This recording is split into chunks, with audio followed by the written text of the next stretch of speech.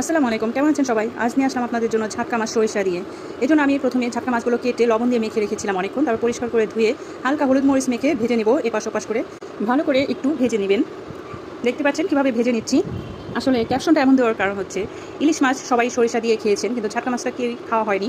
আর যেহেতু ইলিশ মাছ অনেক দাম, সেহেতু এভাবে করে খেতে পারেন, একই রকম ফ্লেভার পাবেন। এজন্য আমি কিছু পেঁয়াজ তেলে ছেড়ে দিয়েছি, ভাজা হলে দিয়ে দিচ্ছি সামান্য লবণ, 1 টেবিল চামচ আদা রসুন বাটা আর 3 টেবিল চামচ দিয়েছি সরিষা বাটা। সব কিছু একটু তেলে ভেজে নেব, ভালো একটা সুগন্ধ চলে আসবে। তারপরে হালকা পানি দিয়ে কষিয়ে নেব। আর সামান্য হলুদ মরিচ দিচ্ছি কালার হওয়ার জন্য, সুন্দর একটা কালার হবে। অনেক বেশি মশলা এখানে ব্যবহার করতে হবে না।